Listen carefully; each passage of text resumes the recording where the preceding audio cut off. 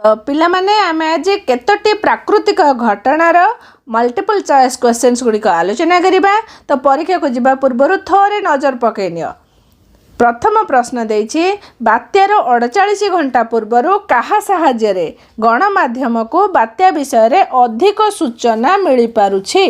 कहा साहाय्य रेडियो संवादपत्र उपग्रह ना टेलीविजन उपग्रह माध्यम रे 48 घंटा पूर्व गणमाध्यम को बात्या विषय रे सूचना मिल पारुछि। क्यों आरबिक शब्दरू मौसुमी शब्दटी आन्वित। मौसम मौसम आरबिक शब्दरू मौसुमी शब्दटी आन्वित। नेक्स्ट क्वेश्चन देछि निम्नोक्त केउं यंत्र साहाय्य वायुर बेग मपा जाए। थर्मोमीटर बारोमीटर ओडोमीटर ना आनिमोमीटर। आनिमोमीटर यंत्र साहाय्य वायुर बेग मपा जाए। इंपोर्टेंट क्वेश्चन मन रखिबो। केउं मौसुमी वायु प्रवाह रे खरा दिने राजस्थान रे वर्षा हुए। पूर्व पश्चिम उत्तर दक्षिण ना दक्षिण पश्चिम मौसुमी वायु प्रवाह रे खरा दिने राजस्थान रे वर्षा हुए। उत्तप्त वायु ऊपर को उठिले केउं बलय सृष्टि हुए। उत्तप्त वायु ऊपर को उठिले कौन हुए। गुरुचाप लघुचाप वायुचाप ना निम्नचाप। उत्तप्त वायु ऊपर को उठिले लघुचाप बलय सृष्टि हुए। नेक्स्ट क्वेश्चन देछि 1999 मसीहा अक्टोबर मास केते तारिख रे ओडिशार प्रलयंकारी महाबात्या होइथिला। 23 25 27 ना 29। 29 अक्टोबर मास 29 तारिख 1999 मसीहा रे ओडिशा रे प्रलयंकारी महाबात्या होइथिला। मन रखिबो एटा मध्ये इंपोर्टेंट क्वेश्चन। नेक्स्ट क्वेश्चन देछि 1999 मसीहा रे घटिथिबा महाबात्या रे जुआरर उच्चता केते मीटर थिला। 10 9 8 7 केते थिला ना 9 मीटर थिला। जुआरर उच्चता 9 मीटर थिला। नेक्स्ट क्वेश्चन देछि पवनर बेग बढ़िले वायुचाप कौन हुए। जेतेबेले पवनर बेग बढ़िबो वायुर चाप कमिबो। पृथ्वीर केउं अंचल सूर्यंक ठारू सर्वाधिक ताप पाई थांती। मेरु अंचल विषुवरेखा निकटस्थ अंचल सूर्यंक ठारू सर्वाधिक ताप पाई थांती।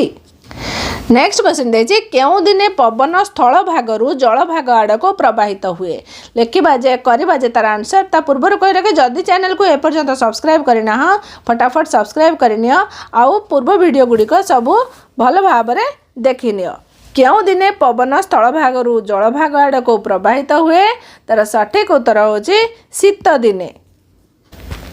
नेक्स्ट क्वेश्चन देछि पृथ्वीर केउं गति जोगु पवनर दिग परिवर्तन हुए।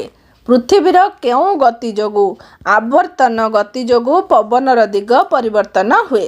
मेरु अंचलर वायु केते डिग्री अक्षांश अंचल रे थिबा वायु अपेक्षा अधिक ठंडा थाए ना 60 डिग्री। मेरु अंचलर वायु 60 डिग्री अक्षांश अंचल रे थिबा वायु अपेक्षा अधिक ठंडा थाए। नेक्स्ट क्वेश्चन देखिबा पवनर बेग बढ़िले कहार चाप कमे। पवनर बेग बढ़िले वायुर चाप कमे। 1999 मसीहा रे घटिथिबा महाबात्या रे पवनर बेग केते थिला 100 किलोमीटर। समस्त झड़ बात्या कहार प्रतिक्रिया अटे। उच्चचाप स्वल्पचाप निम्नचाप ना लघुचाप। कहार ना स्वल्पचाप। समस्त झड़ बात्या समस्त झड़ बात्या आमर लघुचापर प्रतिक्रिया अटे। बात्या पाई पवनर केउंटी दायी नुहे। आर्द्रता तापमात्रा चाप दिग केउंटा नुहे ना चाप हैला। तो एतिक थिला आजिर प्रश्न गुड़िक। नेक्स्ट आलोक विषयर किछि प्रश्न आलोचना करिबा। तो प्रथम प्रश्न देछि मोटरसाइकल चालक की प्रकार दर्पण साहाय्य रे पछरु आसुथिबा जानवाहन को देखि पारे। समतल अवतल ना उत्तल। उत्तल दर्पण साहाय्य रे पछरु आसुथिबा जानवाहन को देखि पारे। नेक्स्ट क्वेश्चन देछि केउं दर्पण रे गठित प्रतिबिंब को परदा रे पकाई हेबो। उत्तल अवतल। अवतल प्रतिबिंब को परदा रे पकाई हेबो। नेक्स्ट क्वेश्चन केउं दर्पण रे आभासी प्रतिबिंब वस्तु ठारू बड़ अटे। समतल उत्तल ना अवतल अवतल है तापर देछि राजस्मिता समतल दर्पण निकटरू 2 मीटर दूरतार रही ताहार प्रतिबिंब को देखुथिला से दर्पण निकटरू 1 मीटर पछकू चलीगले प्रतिबिंब ठारू तार दूरता केते हेबो 4 मीटर 5 मीटर 6 मीटर ना 7 मीटर 6 मीटर हेबो।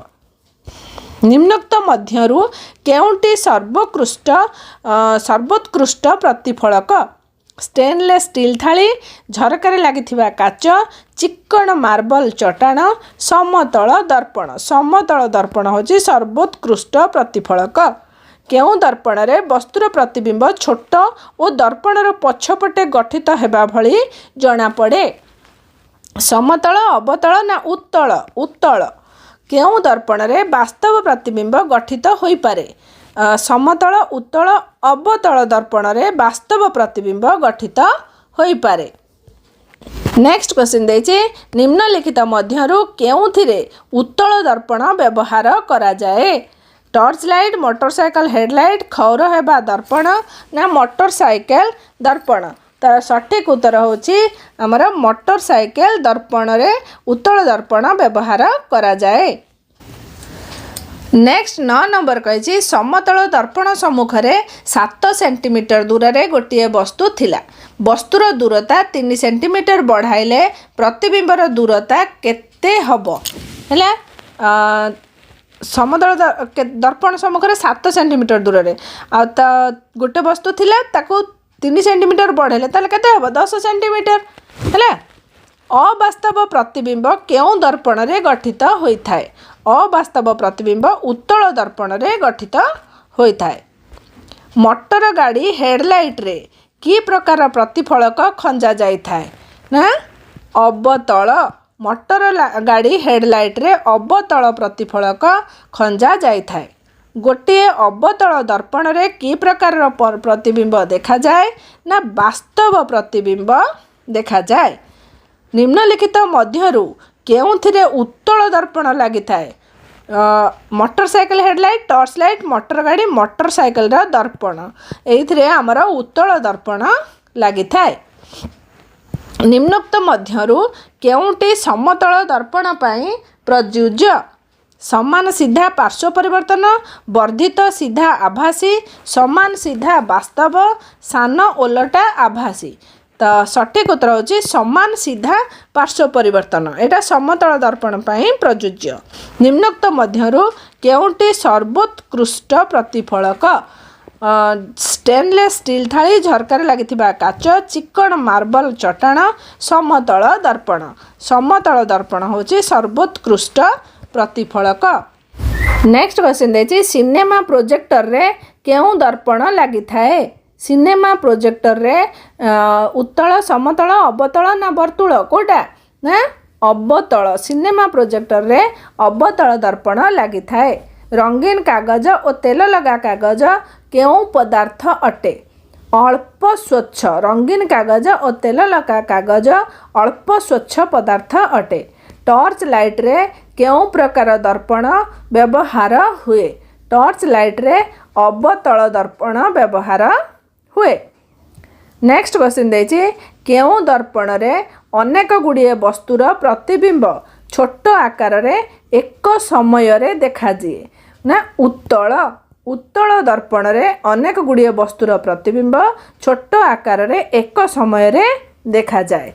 लास्ट क्वेश्चन रेलगाड़ी मोटरयान आदिर हेडलाइट रे की प्रकार दर्पण लगा जाए थाए उत्तल अवतल समतल ना कौनसीटी नुहे यार सठिक उत्तर होची अवतल। एटा इंपोर्टेंट क्वेश्चन अच्छी मन रखिबो। तो एतिकी थिला हमर आजिर प्रश्न गुड़िक तो जीवा पूर्व चैनल को सब्सक्राइब कर वीडियो को लाइक टे करनियो। Thank you.